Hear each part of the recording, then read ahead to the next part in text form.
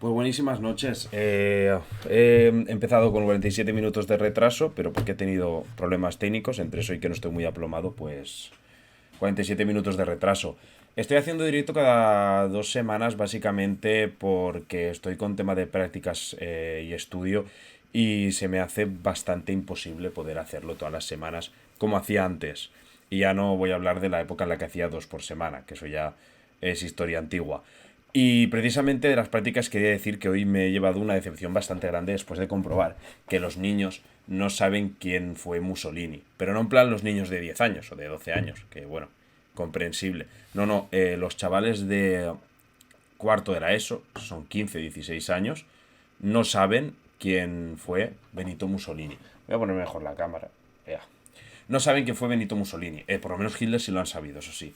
Y luego otra cosa voy a decir. Buenas noches, Joan. Saludos desde las Islas Marshall.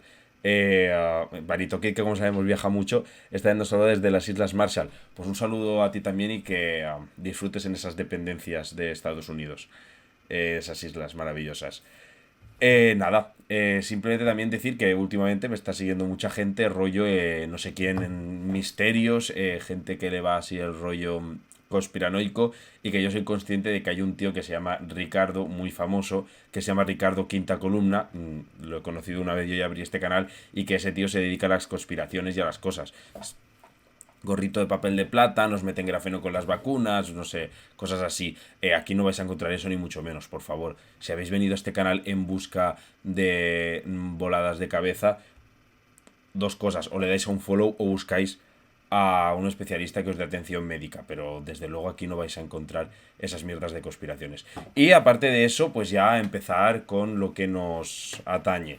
Yo, como digo, voy con retraso en la vida en general y también en el podcast, porque, bueno, el podcast, stream o como quieras llamar a esto, porque, bueno, lo hago cada 2 semanas. El tema del asesinato de Algeciras, imagino que ya todo el mundo lo sabemos, que un yihadista atacó en Algeciras, hirió a un cura y mató a un sacristán, términos religiosos de los que yo no distingo, pero en fin, y que, bueno, pues eso fue un hombre de musulmán de 25 años armado con un machete, básicamente, ¿de acuerdo? Este hombre de aquí, ¿vale? Que fue con... Que imagínate que te encuentres esto por la calle, tremendo machete. Y con el machete, bueno, pues mató a esas personas. Al final, esto ha abierto por enésima vez lo que viene a ser el tema de preocupación por el yihadismo en Europa en general, en España en particular. Al final, esto hay que cogerlo por dos bandos. Primero está el que intenta hacer... creo que estaba expedientado para expulsarlo de España. Eso también es verdad, muy bien, Baritoquides, eso es verdad, me lo he dejado yo. Ya había sido expedientado por la policía porque no tenía permisos para residir aquí y querían deportarlo a Marruecos, si no me equivoco. Creo que era Marruecos, pero no lo sé tampoco. Pero eso es verdad. No lo expulsaron, no sé por qué, no sé cómo funcionan esos procedimientos. Y bueno, pues se ha abierto otra vez este debate de pues el yihadismo en España y todo eso. La cosa aquí es que se divide entre los de no pasa absolutamente nada, todas las religiones son iguales, y los que dicen, bueno, los que aprovechan esto para pues echar un poco de su veneno racista que llevan dentro.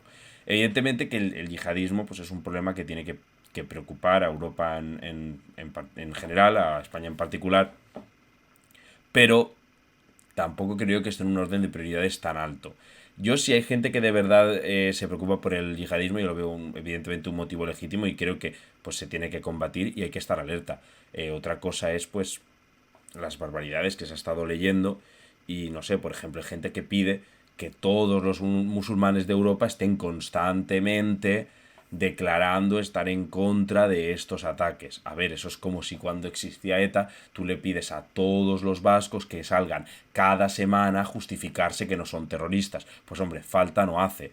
De hecho, la comunidad musulmana ya lo ha condenado porque matar en nombre de Alá no se permite en la región musulmana, no sé que hagas esta interpretación extremista que por suerte pues son muy pocos los que la hacen. Y tampoco está de más recordar que la mayoría de ataques terroristas, con diferencia, se hacen entre países musulmanes, ni de coña lo hacen contra occidentales, o sea, de que esto no es una guerra santa como algunos nos quieren vender y una invasión y un vienen a por nosotros, para nada. El porcentaje de atentados que se sufren en países occidentales o de mayoría cristiano, como quieras llamarlo, son irrisorios al lado de los que se hacen entre musulmanes, principalmente pues entre sunitas y chiíes, ¿vale?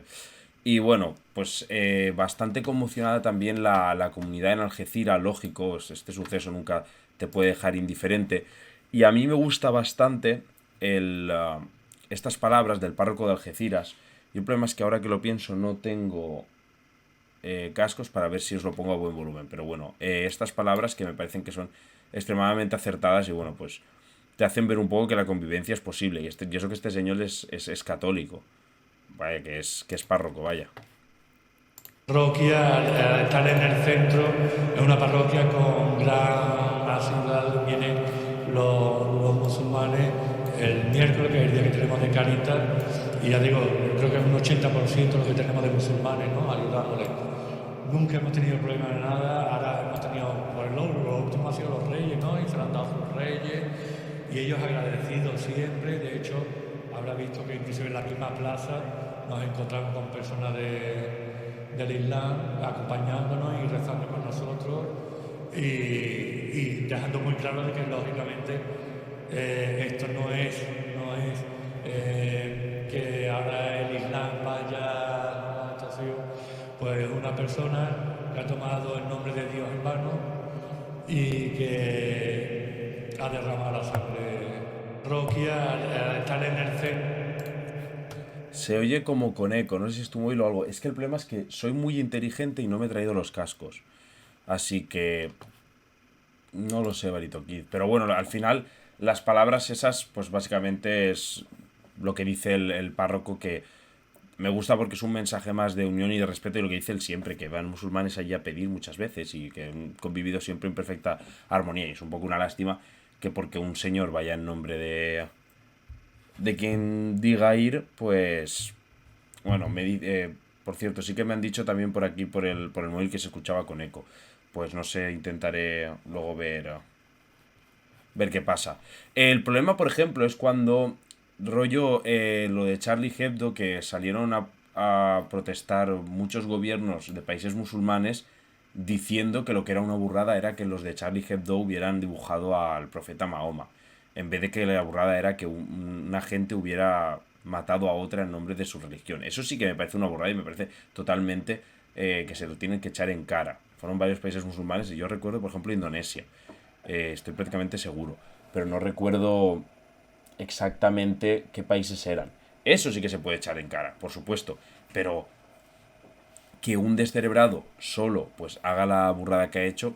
En fin, aquí vemos a la Comisión Islámica de España, que ha condenado el atentado. Como digo, esto pues al final, como vemos, sí lo han condenado, ¿de acuerdo? Es pues un loco que ha matado en nombre de la religión.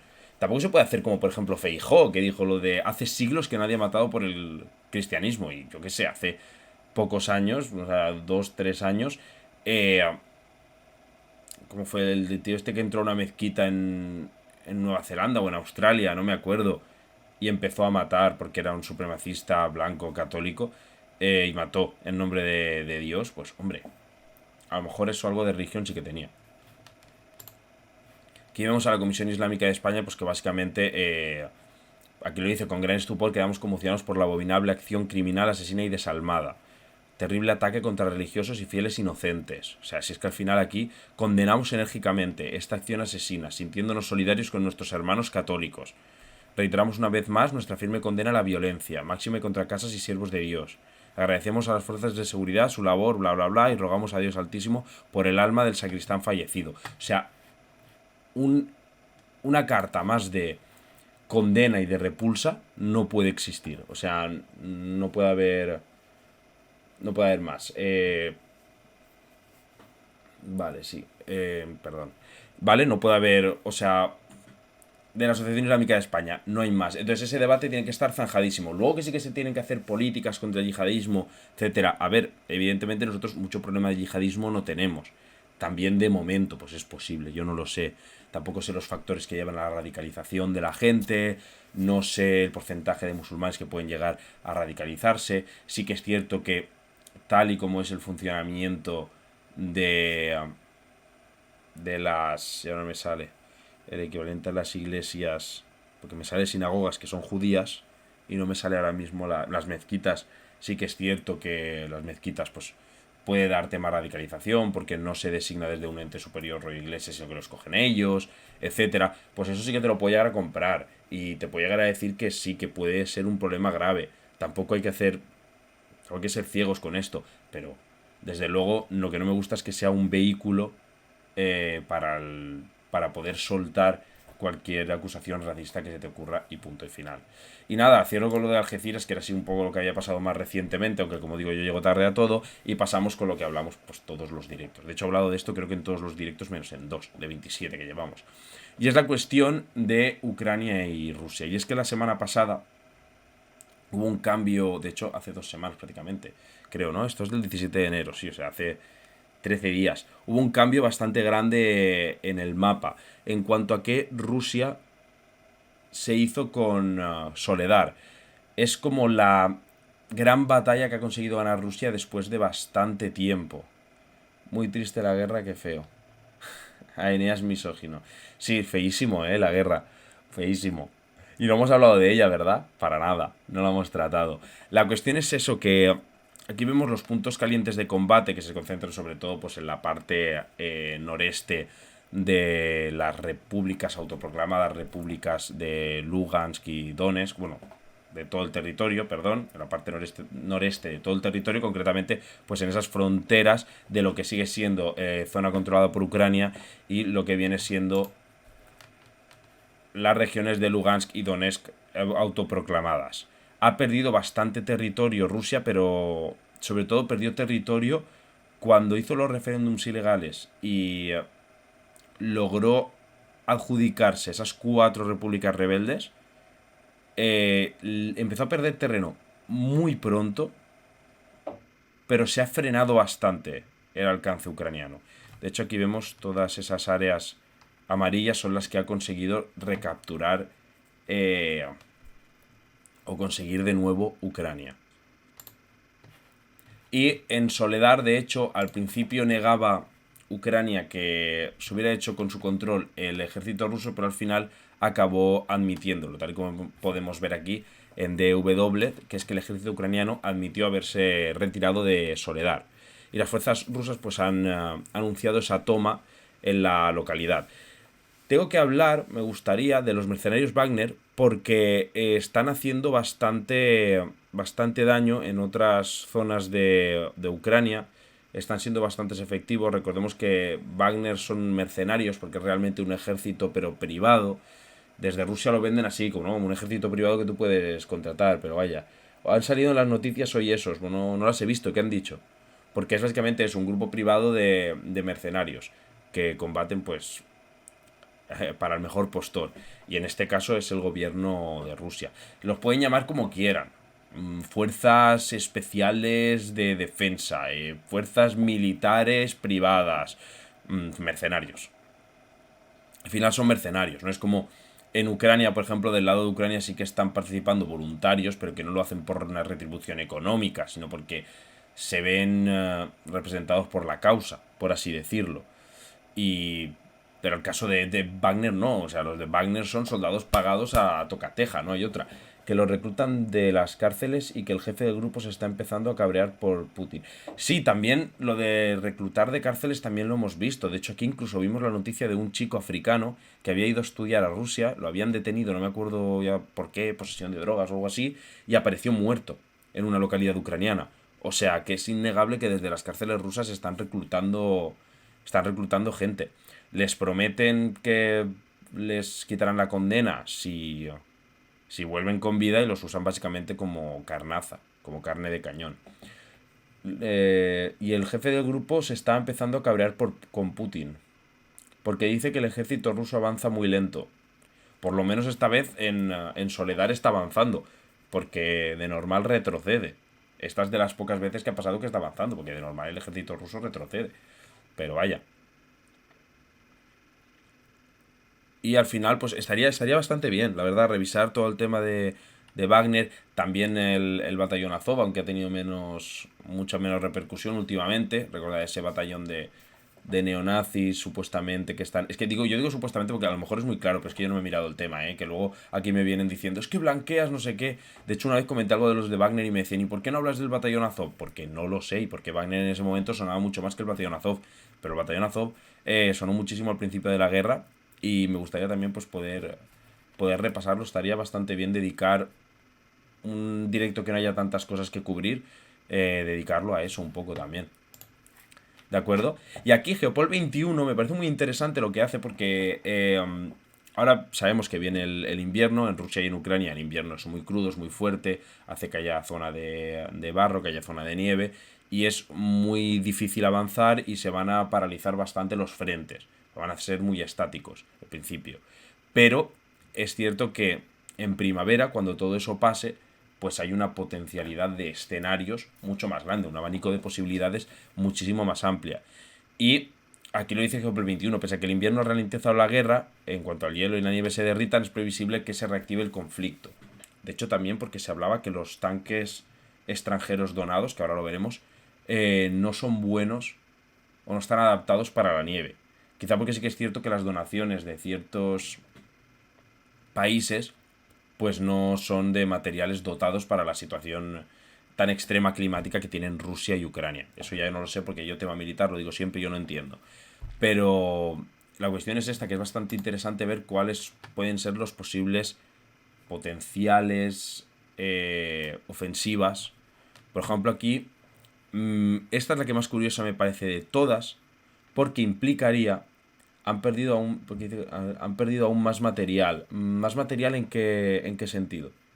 Y mientras sigo con esto, que me parece muy, muy interesante el hecho de esta ofensiva rusa a través de Bielorrusia, porque significaría que de verdad Bielorrusia se implica de forma directa en la guerra y como mínimo, aunque no dote de soldados a Rusia, como mínimo sí que cede su territorio para que Rusia pueda desplegar sus tropas allí, pueda pasar a Kiev. Y claro, eso ya es una implicación directa en la guerra. Bueno, no directa, perdón, pero es una implicación bastante considerable. Al final, dejar que un país externo a ti atraviese tu territorio para tener mucho más cerca y más al alcance una ciudad, la ciudad estratégica por excelencia, que sería hacerse con ella, que es Kiev. Tanques, cazas, bombarderos, munición. Ah, sí, sí, sí, tienes toda la razón, Barito. Que han pedido de todo, sobre todo tema aéreo, porque tanques sí que les han dado más y Ucrania ha insistido en el tema de que necesita más refuerzo más capacidad militar aérea. Por eso ha pedido aviones. Entonces, a mí me parece aquí que yo no sé cuál es la probabilidad de que esto pueda pasar o no, que es más probable, porque no tengo ni idea. Yo a nivel estratégico militar no entiendo, a nivel bélico poco. Pero me parece muy interesante por eso, porque significaría que de verdad Lukashenko le cede a Putin como mínimo su territorio para poder atacar más fácilmente por ahí. Ya sí que ha habido conatos de Bielorrusia de entrar en la guerra, un sí pero no, te cedo algunos soldados y los remezclas con tus tropas, una cosa rara, pero Lukashenko siempre ha querido permanecer un poco distante. Nunca ha votado, por ejemplo, resoluciones en contra de Rusia, pero tampoco ha apoyado directamente algunas de las cosas que se ha hecho desde el Kremlin. Y bueno, también interesante el atacar vía marítimo a Odessa. No sé cuál es la viabilidad de eso, ¿de acuerdo? Anfibios, o sea, sería con vehículos anfibios. Y por parte de Ucrania, ofensivas a Melitopol, Berdiansk y Mariupol, ¿de acuerdo? Cerca del mar de Azov. Pues esto es lo que puede ser esas previsiones en primavera de distintas ofensivas. Actualmente lo que sí que están las guerras más grandes, las de Kremina, las de Soledad y las de Bakhmut, que recordemos que Bakhmut lo vimos, hará 2 o 3 directos, que la ciudad había quedado totalmente arrasada, o sea, ha sido una barbaridad. De hecho, es posiblemente la ciudad que más destrozada ha quedado debido a la guerra entre Rusia y Ucrania. Tremendo. Pero bueno, aquí estas previsiones, nos quedamos con esto, pero luego sabemos que a futuro pueden pasar mil cosas. O sea, de lo que nosotros pensábamos que podía pasar a lo que ha pasado, o sea, aquí hemos vivido desde que Rusia ha violado la integridad territorial de Ucrania hasta que se ha hecho con grandísima parte de su territorio, que han hecho referéndums para independizar 4 repúblicas. O sea, que hemos visto de todo. Y cosas que no nos podíamos llegar a imaginar. Cosas que yo decía, no, hombre, esto no puede pasar. Y sí, sí que ha pasado. Y también esto es un poco para refrescar, porque también pasó hace bastante, que es el hecho de que el ministro de Interior de Ucrania, con su cúpula, se estrelló en un avión y se murió. Un avión, en un helicóptero, perdón. Y se murió en un accidente. De acuerdo, entonces pues también, aquí lo decía, me ha parecido bastante interesante lo que decía el presidente ucraniano Zelensky, que decía que no era un accidente porque... Vale, sí, aquí decía... Zelensky aseguró que no se trata de un accidente, vaya, porque Ucrania está en guerra y esta tiene muchas dimensiones. O sea, como dando a entender que era una zona caliente de guerra y que, bueno, ese desplazamiento se debe a dicha guerra, y que quizás un desplazamiento que no tendría que haber hecho si no estuviera en una situación de conflicto bélico, y que por tanto no se hubiera estrellado el helicóptero. Un poco cogido con pinzas, pero bueno. La cuestión es esa. No sé si ha habido ya designación de nuevo ministro del Interior o no, o tampoco sé la repercusión que puede tener esto a nivel de la guerra, pero desde luego noticia impactante y noticia muy importante para este conflicto. Y de lo que comentabas, Barito Kid, aquí pone, por ejemplo, Polonia, que es una de los países que más está ayudando proporcionalmente a su capacidad militar a Ucrania. Polonia y los países bálticos son los que más, porque son los que más miedo tienen, porque están muy cerca están pegados a Rusia, vaya. Pues Polonia va a enviar 60 carros de combate y 14 Leopard 2. Los Leopard 2 han sonado muchísimo. Yo digo que yo no tengo ni idea a nivel militar. Yo podría venir aquí y decir, los Leopard 2 son maravillosos. Vamos, los Leopard 2 buenísimos. No tengo ni idea. Pero sí que pues he oído que lo que yo he escuchado en las noticias, que oficiales americanos estaban presionando al Pentágono para enviar cazas bombarderos. Puede ser. Es que después de lo que yo he comentado de que Polonia y las repúblicas bálticas, Lituania, Estonia, Letonia, son los que más apoyan a Ucrania dentro de la guerra en proporción a su PIB, el que más da en total, con una diferencia abismal, es Estados Unidos, que no para de aprobar partida tras partida presupuestaria, porque es el que más intereses tiene en esta guerra. Estados Unidos no va a peligrar su territorio, su integridad territorial, porque Estados Unidos hace una cosa muy buena para ellos, ¿no? Egoístamente hablando, que es que ellos libran batallas, pero nunca en su propio territorio. O sea, el territorio estadounidense nunca es atacado. Entonces, su integridad territorial no se ve afectada. No es un socio comercial de Rusia, sobre todo a nivel energía, petróleo y gas, que es lo que nosotros le compramos. Bueno, nosotros no tanto como españoles, pero en la Unión Europea se le compraba a Rusia, básicamente, la energía, ¿de acuerdo? De ella no depende Estados Unidos. Y tercero, al revés, ahora Estados Unidos, hace un par de semanas, se convirtió, y eso lo vimos aquí también, hace un par de semanas, 3, se convirtió en el principal vendedor de gas a la Unión Europea, superando a Rusia por primera vez en la historia. Entonces, aquí Estados Unidos es la que más tiene que ganar con diferencia. Te recomiendo escuchar el podcast último que tuvo Jordi Wild con el coronel Pedro Baños, que habla mucho de la guerra y es una persona que sabe muchísimo. Sí, no, desde luego Pedro Baños sabe una barbaridad. Me lo tendré que mirar. Lo peor es que lo tengo empezado, pero empecé 20 minutos y no pude escuchar más. Como digo yo, tiempo ahora no tengo. Pero bueno, la cuestión es eso, que están presionando para dotar a... O sea, está presionando a Ucrania para que le doten de material y sobre todo ha pedido lo que yo decía... perdón que se me ha ido. Sobre todo ha pedido también tema de aéreo. Todo tema de cazas, aviones de combate, etcétera.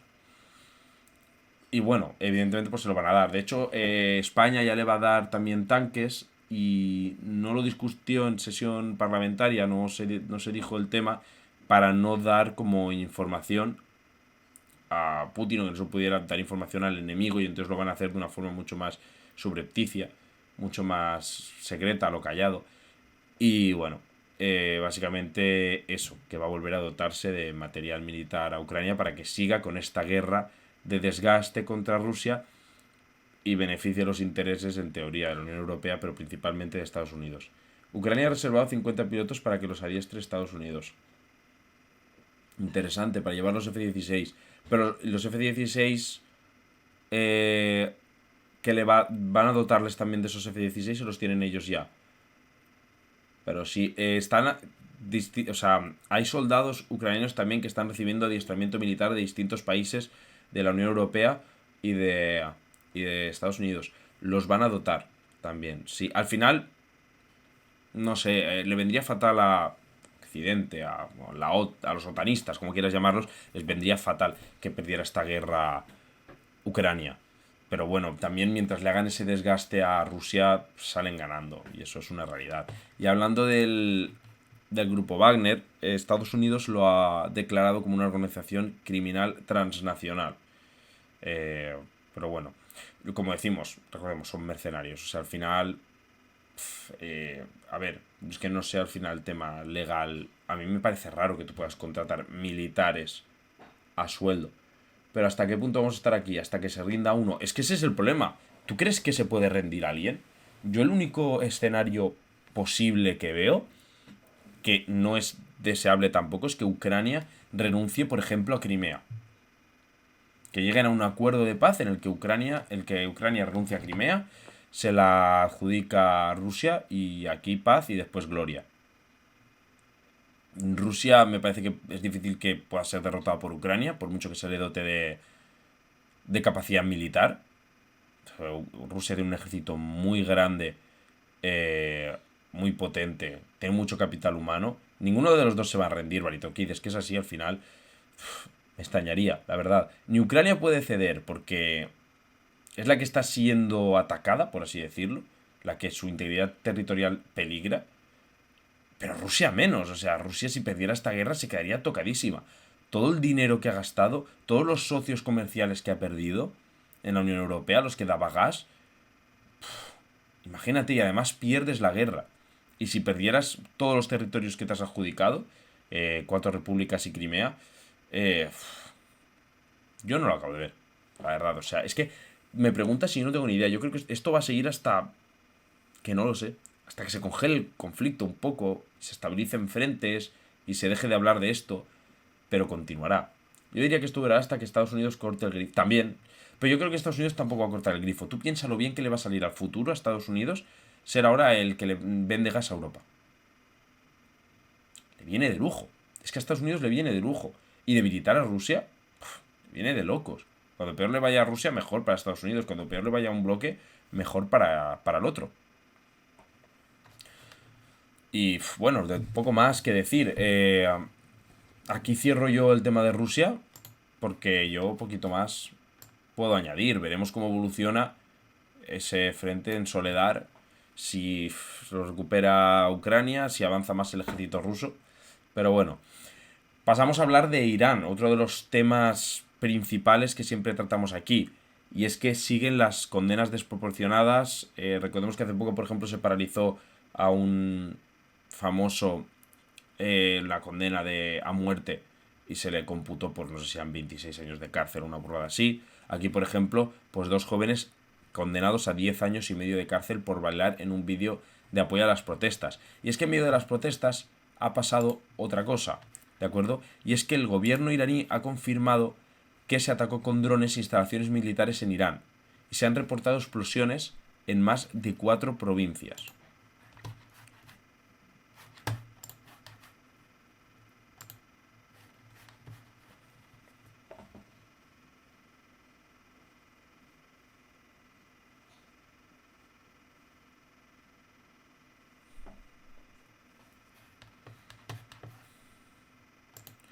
Yo no he visto si la autoría se sabe de quién es. La verdad es que, o sea, he buscado, pero no he visto si saben de quién es la autoría.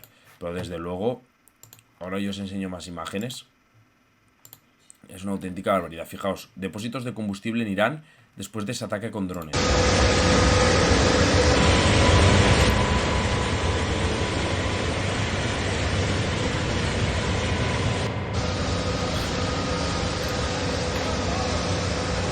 Una barbaridad, una barbaridad.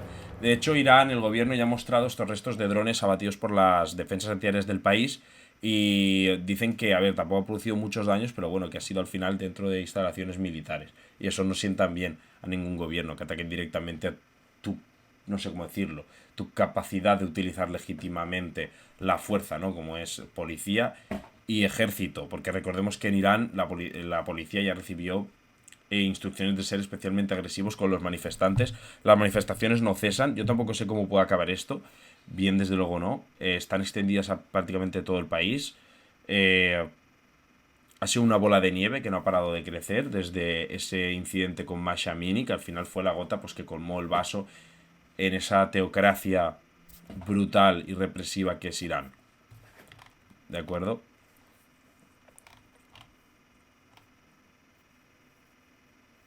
Sí, decían que posiblemente Israel.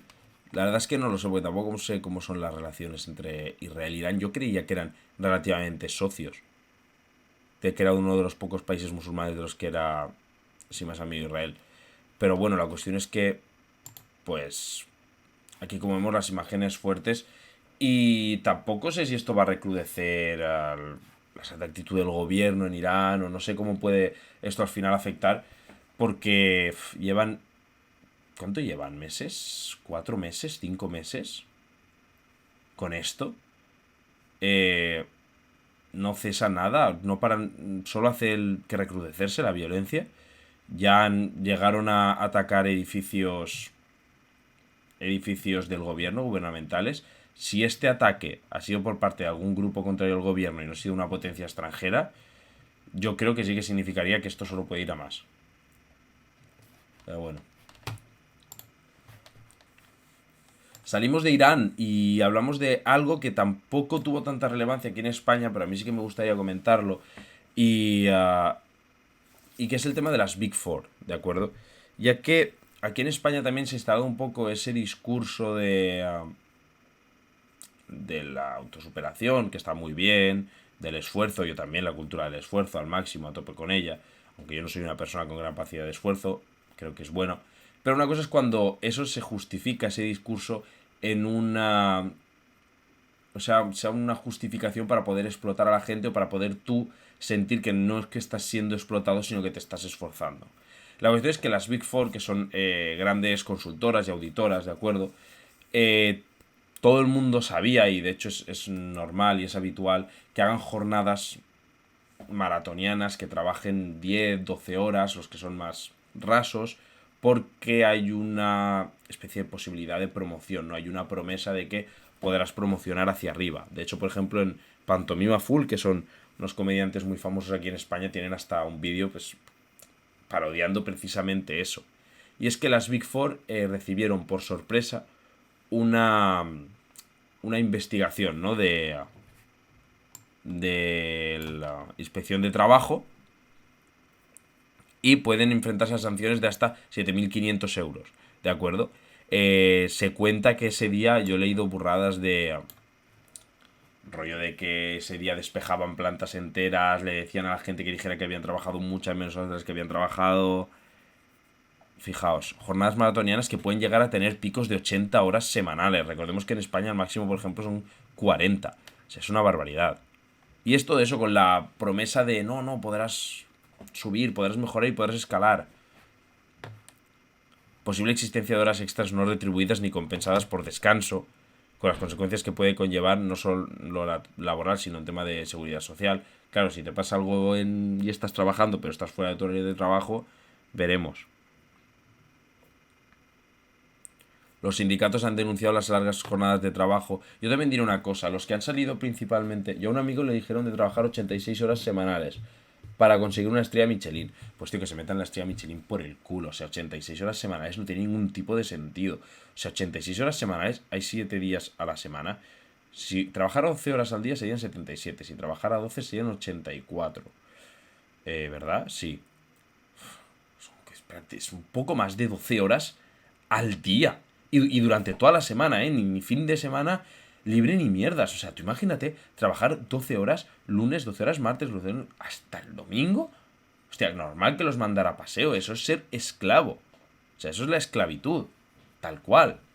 Y hay mucha gente, los típicos liberales muy flipados, que han defendido un poco este modelo. Y yo lo que me hace gracia es, si tú eres capitalista, ¿no es esto precisamente competencia desleal que no permite la competencia justa entre las empresas, que es una de las bases para que el capitalismo funcione tanto y sea tan maravilloso. O sea, quiero decir, las empresas tienen que poder competir en libertad y en igualdad de condiciones para que la que tenga un mejor desempeño y ofrezca lo mejor a sus clientes sea la que sobreviva, o digamos la que, gracias a ser mejor, sea contratada. Y así, si hay otra que luego lo hace mejor, pues ganará esa. Y al final el que sale ganando, teóricamente, es el cliente, porque entre esa competición, pues solo las que son mejores con sus clientes sobreviven. ¿Qué pasa? Si tú estás teniendo a gente trabajando fuera de su horario laboral de una forma ilegal, estás siendo desleal en esa competición y por tanto pues no estás siendo justo y no estás dejando que florezca de verdad lo que tú vales, sino que estás ganando al resto, a tus competidores, de una forma desleal y de una forma ilegal. Y eso no es libre mercado, amigo. Y a nosotros nos gusta el libre mercado, por supuesto. Rayo, por ejemplo, a ver, aquí Rayo busca un poquito la polémica, porque dice, en defensa del modelo laboral de las Big Four. No sale en defensa del modelo laboral de las Big Four. Yo me lo he leído y Rayo es un tío que a mí me parece bastante coherente. Y me gusta. ¿Por qué? Yo soy muy contrario, soy casi frontalmente contrario a las ideas de Rayo, que es muy liberal. Pero por lo menos me parece que cuando defiende sus posturas lo hace con alguna... Lo hace con lógica y por lo menos no se sale del tiesto. Es verdad que es muy mueve porterías. Eso también. Que la discusión va por aquí y él te la hace por allá cuando ve que no tal. Pero dentro de lo que cabe, mi Rayo me parece bien. Me gusta que la gente que es liberal siga a Rayo en vez de seguir a... Es que creo que no puedo, es que no puedo decir palabrotas, que si no luego YouTube me lo... Pero los que siguen, no sea libertad y lo que surja. Y tíos así que no están bien de la cabeza directamente. Me gusta que Rayo sí. Rayo no sale en defensa de ese modelo. ¿Crees que en España llegarán a incorporar lo de jornada laboral de 4 días? Ojalá, pero no, ni de coña. Y si la implantan será dentro de muchísimo tiempo. Y es que, a ver, yo he leído estudios que dicen que puede ser más competente incluso con una jornada laboral de 4 horas. Pero permíteme dudarlo. Ojalá, ojalá. O sea, me encantaría que eso fuera verdad y que tuviéramos jornada laboral de cuatro días. Todo lo que sea para el trabajador buscar esa mejora de sus condiciones laborales, mediante retribución económica, mediante menos días laborales, mediante menos horas, me parece perfecto, me parece estupendo. El problema es que yo no lo acabo de ver, y en España menos. Eso en nuestras queridísimas socialdemocracias nórdicas o alguna mierda así, sí. Vaya. Pero en España lo veo muy difícil. Pero es buena pregunta, Berito Kid. Creo que como que Rejón dijo algo de... No sé, que tenía que implantarse y no sé qué. Es el único político así en España que le he visto como plantearse esa posibilidad. Pero bueno. Y aquí nada, lo de Rayo, comentar solo brevemente que él realmente no hace una defensa del modelo laboral de las Big Four. Lo que pasa es que le pone este título, imagino yo, para que la gente en redes suponga que está defendiendo el modelo y se le lancen al cuello y él pueda decir, no estoy defendiendo el modelo, no te has leído mi opinión, ¿sabes? Y porque pues, eso es un título que atrae mucha más... Va a mover muchísimo más al personal, ¿sabes? Que ponga moderada reflexión sobre las Big Four. No. ¿Vale? Entonces, ¿cuál es el problema aquí? Rayo sí que dice que lo de las Big Four es una burrada, que no todo el mundo tiene que gustarle hacerlo, no sé qué, no sé cuántos. Pero sí que es verdad que al final lo que defiende, no defiende el modelo, no dice este es el modelo que tiene que ser, ni mucho menos. De hecho que lo dice, no estoy afirmando ni mucho menos que todas las empresas deban organizarse siguiendo el modelo de las Big Four. Dice, pero que dice que si hay una minoría de trabajadores que sí que están cómodos con ese modelo, que puedan hacerlo. Dos cosas. Primero, él mismo dice que la gente que trabaja tantísimo en las Big Four no lo hace por gusto, es que él mismo lo dice. Y aquí a mí se me plantean dos problemas ahora mismo. Y es, primero, ¿qué haces? ¿Una ley aposta para las Big Four? Las Big Four sí que pueden tener contratados a gente que trabaje 12 horas al día de forma legal, pero el resto de empresas no. Eso es competencia desleal. Entonces lo que tienes que hacer es que sean todas las empresas, pero entonces cambia la jornada de 8 horas por una de 12.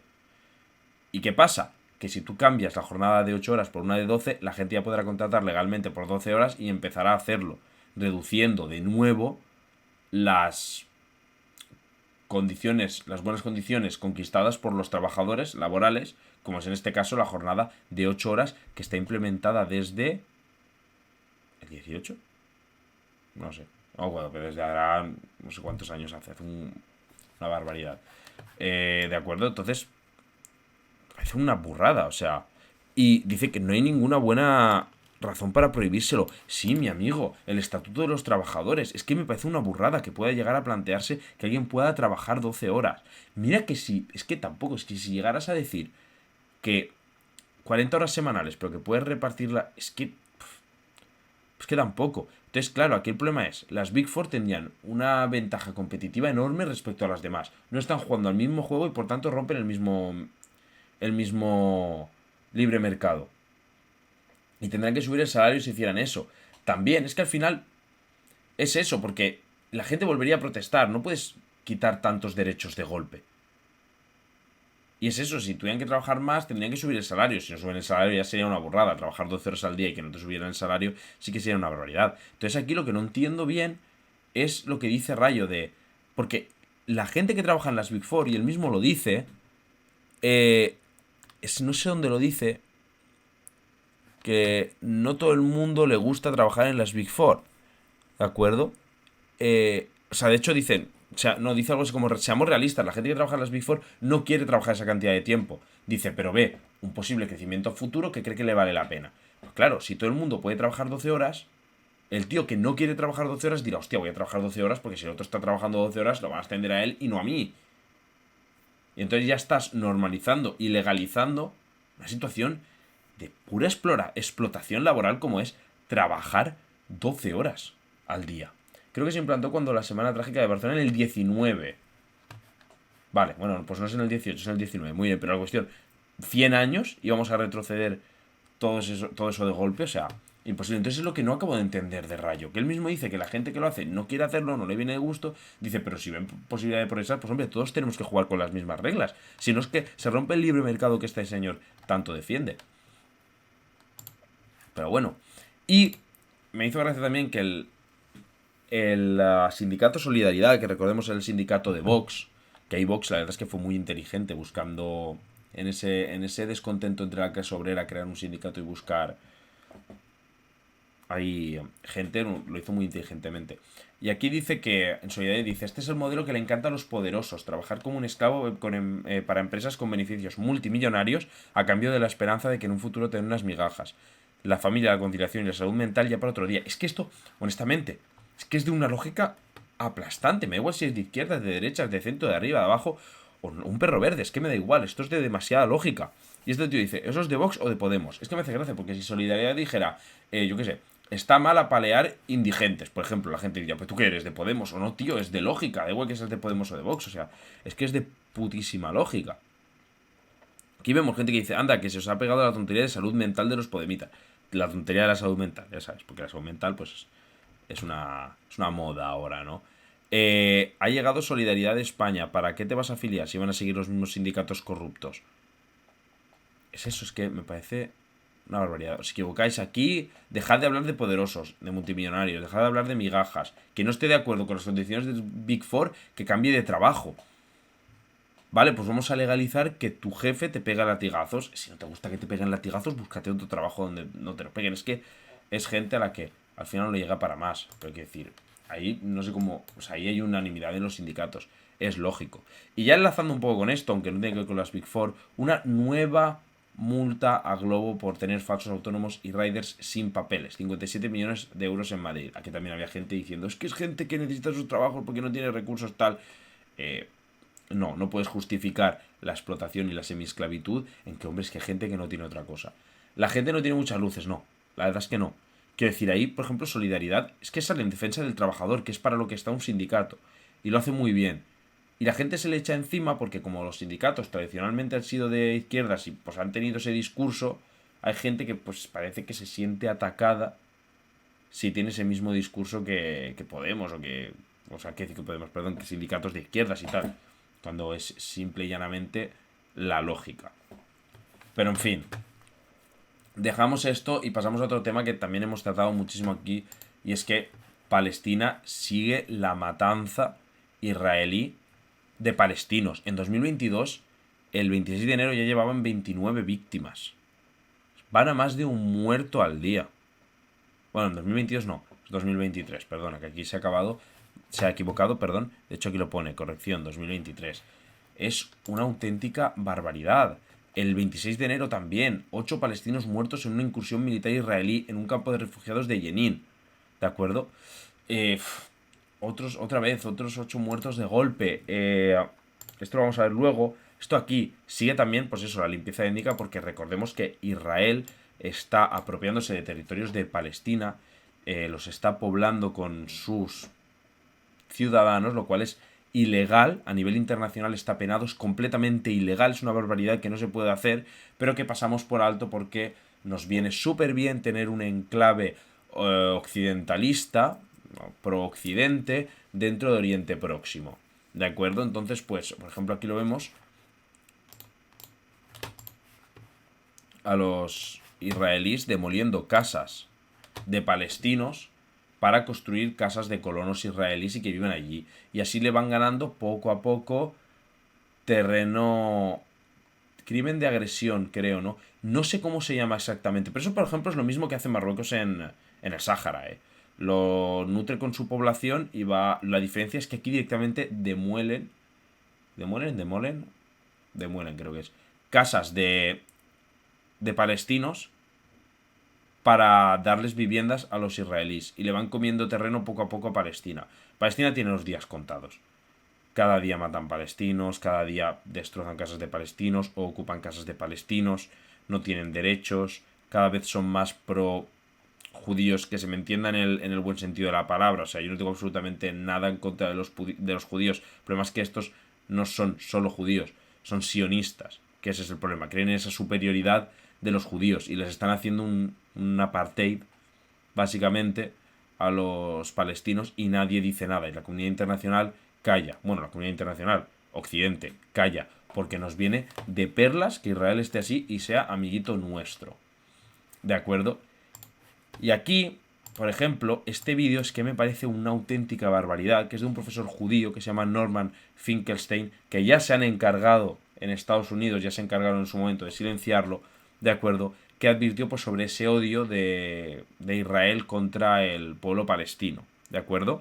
Y pues él está en contra de ese apartheid que está haciendo Israel contra Palestina. Eso también me gustaría, un día que no haya muchas noticias y tal, repasaremos bien profundamente cuál es el problema de Israel, toda la base y por qué ha pasado esto. Vamos a ver, porque esto es de verdad imperdible. Go ahead. Hi. During your speech, you made a lot of references to Jewish people as well as certain people in your audience, not Jewish people in general, but certain people, especially in your audience, to Nazis. Now, that is extremely offensive when certain people are German, and they're also extremely offensive to people who actually suffered under Nazi rule. I don't respect that anymore. I really don't. I don't like and I don't respect the crocodile tears. The crocodile tears. No. I'm sorry, folks. Allow me to finish. Allow me to finish. Listen, sir. Allow me to finish. Sir. I don't like to play the foreign audience in the Holocaust part. But since now I feel compelled to. My late father was in Auschwitz. My late mother, please shut up.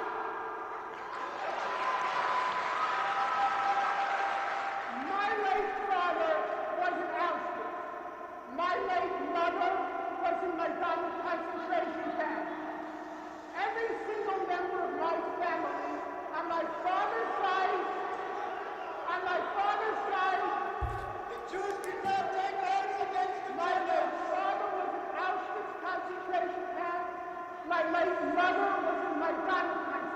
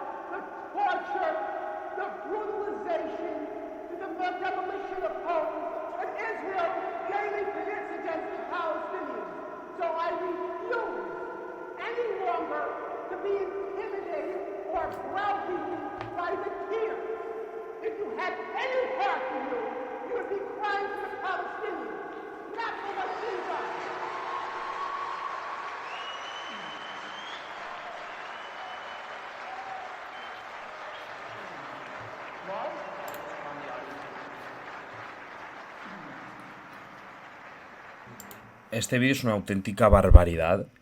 Y se puede decir más alto, pero no más claro, tal cual. Es una auténtica barbaridad. Eh, ya ves, de este hombre judío, que toda su familia ha sufrido en el holocausto como nadie. Y bueno, pues al final que habla con la razón. Y es que lo que dices tú, Arito Kid, se puede decir más alto, pero no más claro. Y he indagado en esta figura y sí, se encargaron ya de silenciarlo, pues porque es un discurso que a Estados Unidos no le favorece nada. Voy a buscar lo de crimen de agresión.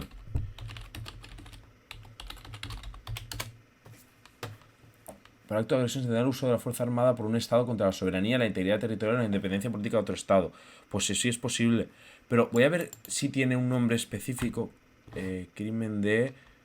¿Cómo decís? Que no es colonizar otro país. Voy a venir a Israel.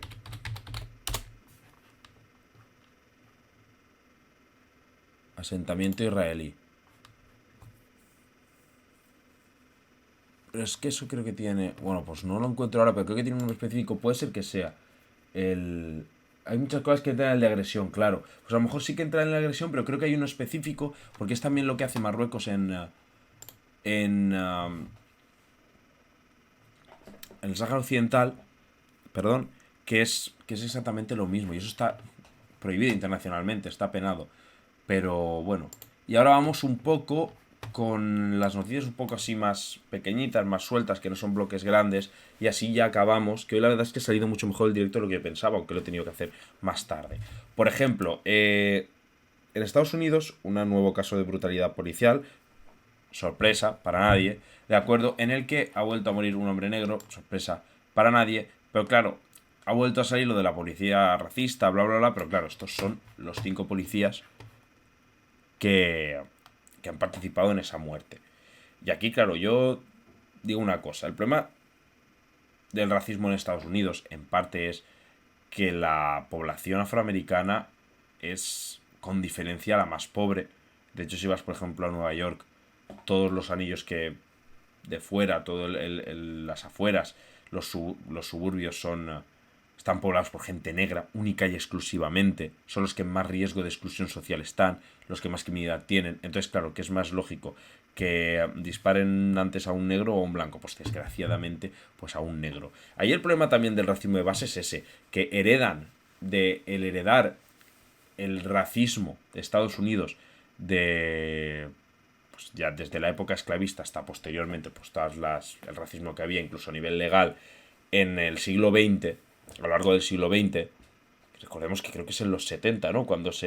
O a finales de los 60, cuando por fin se abolen todas esas políticas racistas, pues los negros partían con una inferioridad siempre, y pues, bueno, pues ahora mismo, de esa herencia, de esas dificultades que siempre han vivido y esos pocos recursos que han tenido siempre, pues ahora mismo son la población con menos capacidad económica, menos recursos, etcétera. Entonces es normal que se tiren más a la delincuencia. ¿Qué pasa? Que sí que es cierto que, bueno, si tú atacas más a uno u otro en base a su perfil racial, es lógico y obvio que es un acto racista. Pero en este caso yo no creo que se deba a un acto racista, evidentemente, porque pues hay 5 policías negros implicados. Aquí imagino que también va un poco los tiros por el hecho de que en Estados Unidos la vida no vale una mierda. Y es así. O sea, la vida humana en Estados Unidos no vale nada. Si ves actuaciones policiales que se podrían contener al agresor o a la persona que quieren detener, que hay 1000 opciones y optan por el disparo mortal, es una barbaridad. Y esto también creo que puede ser lo que haya pasado. Que el racismo tiene una connotación muy grande en las detenciones policiales muchas veces cuando tienen una agresividad excesiva. Sí, cierto, totalmente. Que no siempre va a ser el detonante de que quede mal parado la persona, por supuesto. Yo hace poco vi un vídeo de un tío con un palo al que un policía le saca la pistola y le pega 5 tiros en el pecho. Y lo mata. Cuando podría perfectamente pegarle un tiro en la pierna. Y el tío que graba, que esto es lo peor, jadea al policía, lo anima.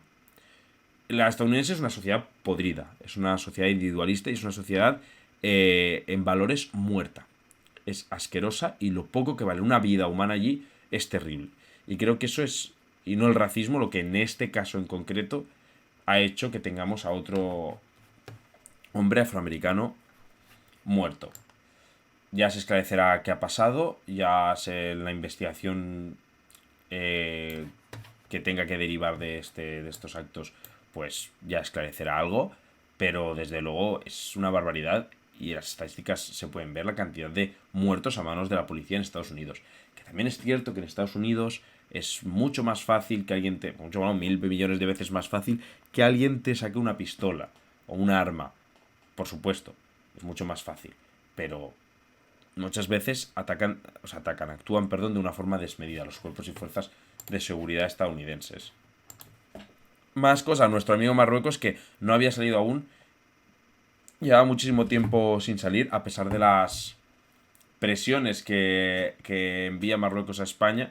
Se ha aprobado una moción de condena a Marruecos por reprimir a políticos y periodistas, además de utilizar lobbies para cosas como el Qatar Gate. Recordemos que era esa red de tramas y sobornos para la Unión Europea, para que por los políticos de la Unión Europea hicieran favores diplomáticos a Marruecos, ¿de acuerdo?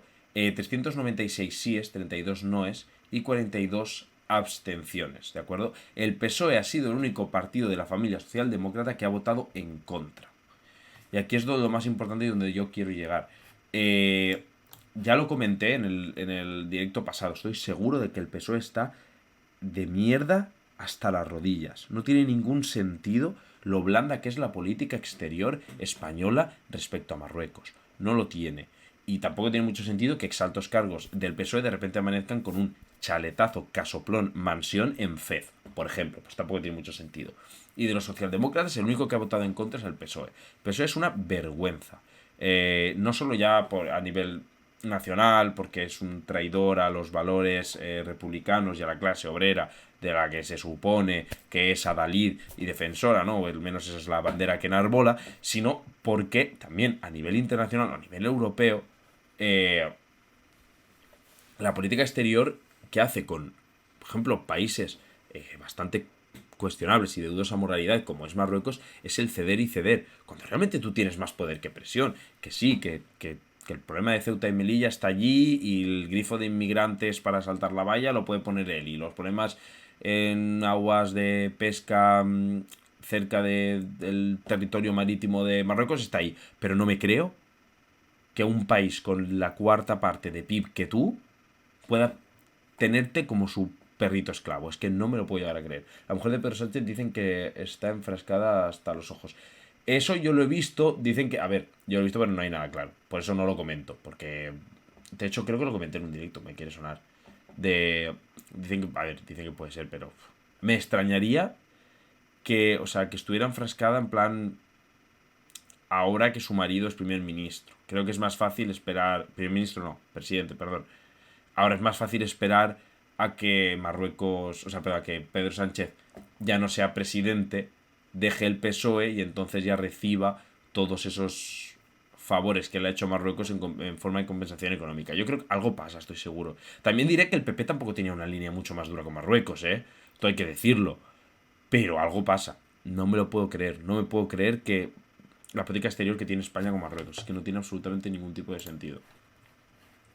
Y aquí, en Italia y Libia, la petrolera italiana Eni y la empresa nacional de hidrocarburos de Libia quieren firmar un acuerdo para asegurar suministro de gas y petróleo a Italia. Recordemos que Italia ya se barajó la posibilidad de que en Italia y Argelia se hiciese un gasoducto, ¿de acuerdo? Porque recordemos que a Europa el gas entra por Argelia, ¿de acuerdo?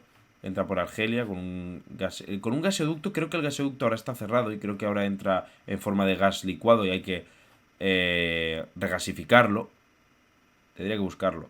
Pero también hay otra posibilidad, que es hacerlo por Marruecos, pero no se hace porque Marruecos y Argelia se llevan a muerte, ¿de acuerdo? Y bueno, lo que pretende Italia es eso.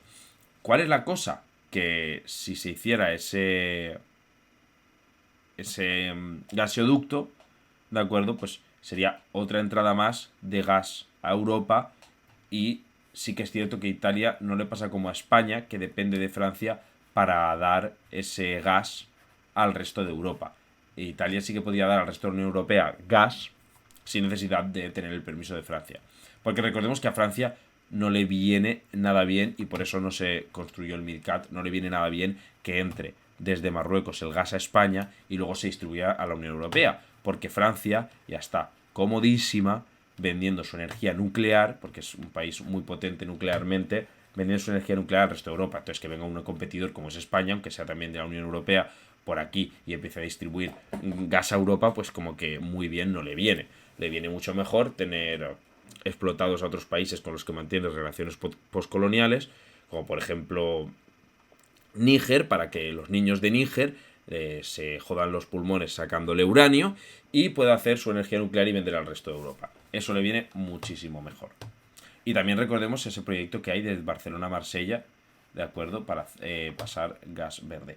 Hombre, se gastó 1.000 millones en hacer centrales nucleares. Quedará recuperar el dinero. No, sí, a ver, yo también voy a decir una cosa. O sea, yo esto lo digo, pero yo entiendo la postura de Francia. Totalmente. Ha hecho una inversión brutal y es muy rentable vender esa energía nuclear. Por supuesto. O sea, faltaría más. Ya no estoy aquí criticando porque al final yo lo entiendo. Es el juego al que estamos jugando todos, ¿sabes? Igual que ahora que he dicho yo lo de los niños de Níger, hay otras potencias, yo qué sé, nuestras maravillosas socialdemocracias nórdicas también tienen relaciones económicas, o relaciones comerciales, mejor dicho, con países de África que les permiten mantener ese pedazo estilo y ese tren de vida, mientras esos países se hunden en la miseria. Aquí cada uno tiene sus cosas y tiene sus miserias, también. Pero yo no critico a Francia, es lógico lo que hace. Pero, bueno, es la realidad, a Francia no le viene bien. Pero si lo hiciera a través de Italia, sí que es cierto que esa distribución sería mucho más fácil. Lo que no sé es la capacidad que tiene Libia de dar gas respecto a Argelia, que sí que puede dar muchísimo gas. Eso ya sí que no lo sé, no tengo ni idea. Y también interesante el hecho de que el viceprimer ministro chino, Liu He, ¿de acuerdo?, habló de como que había un nuevo orden económico y que China tenía que adaptarse un poco a ese contexto de mercado. Y de aquí solo voy a destacar una cosa, no voy a dar aquí mucho la vara, y es el hecho que parece que China se va alejando de esas políticas más de izquierdas, más similares a que sería un gobierno comunista que hay, ¿de acuerdo?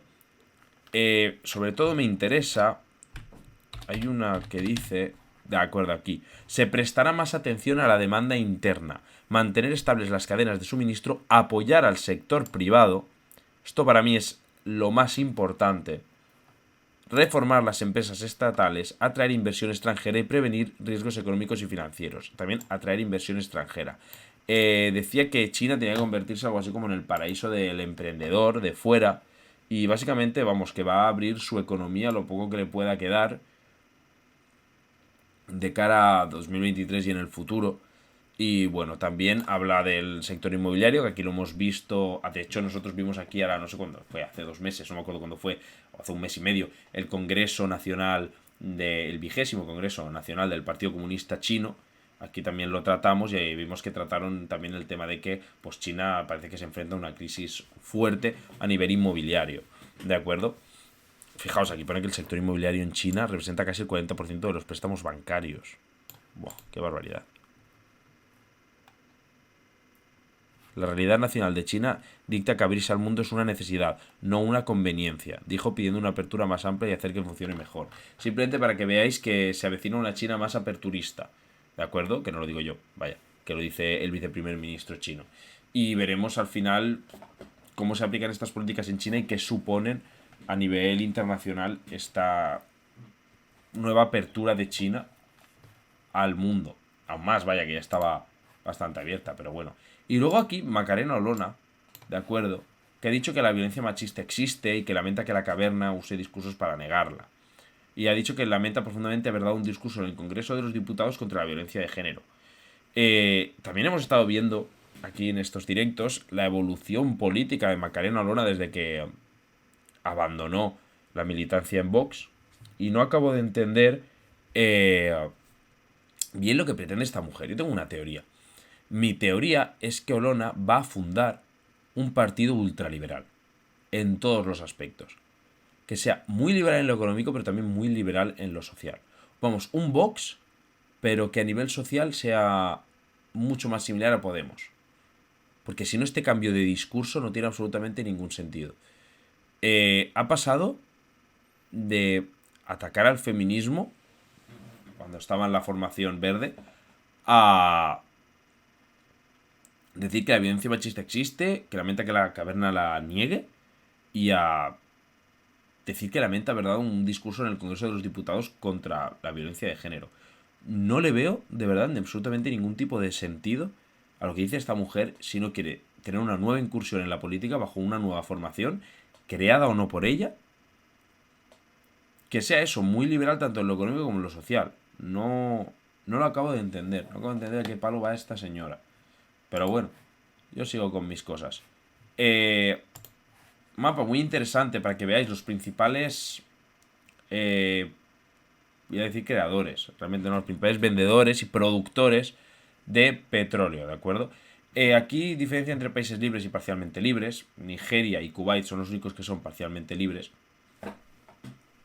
Bueno, y los demás no son libres. Y es cierto que ahí parece una relación entre ¿no?, la falta de democracia y los recursos que hay en cuanto a petróleo. Y aquí sí que, sobre todo, me ha parecido curioso por el hecho de que al final, mientras, por ejemplo, no desarrolles energías... Es que al final el petróleo y el gas es la energía más rentable, quizá junto a las nucleares. Y luego las renovables son muy poco rentables. Y mientras la Unión Europea no consiga seguir desarrollando ese proyecto de renovables y ser independiente de estos países, vas a tener que contar con ellos tarde o temprano. Quizá tú ahora de momento te mueves en estos espectros, norte de África. Pero vaya, por ejemplo, Alemania ya se fue a preguntarle a Arabia Saudí que cómo estaban, que qué tal.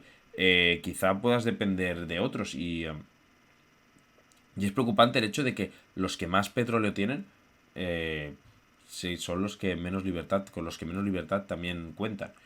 Y nada, simplemente este mapa enseñarlo un poco porque me ha parecido muy curioso. Nos lo enseñaba aquí politizados, aunque sí, de hecho el mapa este es suyo, el infográfico maravilloso. El datos de Freedom House 2020. Y nada, para que se vea un poco cómo está ese mapa de la OPEP, que recordemos que es la organización de países exportadores de petróleo, si no me equivoco. Creo que sí, Organización de Países Exportadores de Petróleo. Organización de Países Exportadores de Petróleo, sí. Así que nada, ahí lo tenemos. Más cosas, la situación del aborto en Europa nos la trae Fernando Arancón, que es del orden mundial, un mapa del orden mundial que siempre os digo, siempre que podáis ver el orden mundial, son maravillosos y sus mapas me flipan. Además a mí yo veo un mapa y me vuelvo tonto. Y nada, pues aquí lo vemos. Él dice que le llama la atención que en en el Reino Unido, perdón, yo no os rijo a estas horas, no se recogen los casos de violación como legítimos para poder abortar, ¿de acuerdo? Y también que está en Malta prohibido, es el único sitio de la Unión Europea donde está prohibido, ¿de acuerdo? Así que, nada, lo vemos, Malta, prohibidísimo. Y este es un poco pues el mapa que vemos. Polonia es lógico. Finlandia a mí también me sorprende. Hungría está permitido, también me sorprende mucho. Y lo que sí que permitió dentro de los plazos establecidos... Perdón, permitió con tiempo de espera y asesoramiento obligatorio. Es un mapa un poco raro, la verdad. Porque tampoco responde a un patrón muy concreto de ser más... estar en Unión Europea o no, ser más occidental o no dentro de lo que cabe, o más del este de Europa. No corresponde demasiado a ningún patrón tan lógico. Imagino que depende más de gobiernos individuales. Y sobre todo me extraña el tema de Hungría, porque incluso quería promulgar o había promulgado ya una ley Orbán de tener que escuchar el latido del feto y tal para poder abortar. Pero bueno, seguimos. Aquí, Ana Pastor, que no es santa de mi devoción, ni muchísimo menos, pero esta noticia me ha alegrado el día. Nosotros hemos visto aquí ya que Alvise Pérez es un periodista que se dedica básicamente... O no, aquí vimos a Javier Negre, no me acuerdo. Pero si no es Javier Negre y Alvise Pérez. Son como los dos grandes estandartes de la ultraderecha mediática. En Twitter, al menos en redes sociales, sabe moverse muy bien. Pero ya no es que sean... que cada uno puede tener su ideología y es totalmente legítimo. Sino que se utilizan, hacen servir mala praxis, mentiras, medias verdades, ocultación de la verdad como interesa, para poder expandir pues sus mentiras, principalmente contra ideales de izquierda, ¿no? Puede ser feminismo, etcétera, y sobre todo contra extranjeros. Alvise Pérez ahora mismo no lo sé, sí que sé que, por ejemplo, Javier Negre tiene mucha fijación con los magrebís, por mentir contra ellos, intentar meter mierda, como se dice mal y pronto. Y Ana Pastor le ha ganado una batalla legal y él ha sido condenado por insultar y difamar. Así que tanto Alvise Pérez como Javier Negre, los dos ya están condenados. Son dos periodistas, porque no me gusta llamarles periodistas, me hace un insulto a la profesión, pero son dos periodistas que ya tienen condena en firme. Entonces, cuando se metan con todos esos magrebís que les dicen, ¿pero qué? ¿Tienes antecedentes? Pues ellos no lo sé, pero vosotros dos, sí. Y por último, realmente, es que no sé qué me he dejado aquí. Ah, no, vale, nada. Y por último ya, esta foto que me he encontrado hoy, como he dado con los chavales hace poco en mis prácticas el tema de la colonización y tal, un poco aquí había una reflexión que he leído, que es el hecho de que siempre se dice que ganaron los buenos, ¿no? La Segunda Guerra Mundial, pero hay que tener en cuenta que en la década de los 50 los buenos también eran esto, ¿eh? Que puede ser que ese niño no sea judío y sea negro, pero no... Está claro que Bélgica al final, pues abandonó ese racismo tan fuerte y no se basaba toda su política de Estado en una supuesta supremacía racial, bla, bla, bla, y lo que quieras. Pero desde luego es bastante impactante que no ganaron los buenos, ganaron los menos malos. Pero bueno, y nada, pequeñita reflexión ya para que acabemos y yo me tengo que ir a dormir ya, que nos levantamos mañana a las 7:20 de la mañana.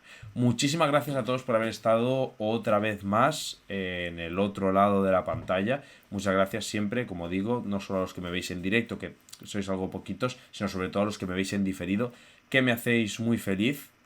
Somos muchos, de hecho en el último éramos 131, en el anterior llegamos como a 170 visualizaciones, fue una burrada. Muy buen directo, muchísimas gracias, Barito Kid. Y nada, poco más que añadir. A ver qué más nos depara el futuro. Yo intentaré hacer un besazo a ti también. Intentaré hacer directo todas las semanas, pero con estudios y prácticas y todo, pues me es muy difícil. Así que muchas gracias a todos por estar al otro lado. Y a ver si nos podemos ver la semana que viene y si no, sí que la otra. Adiós.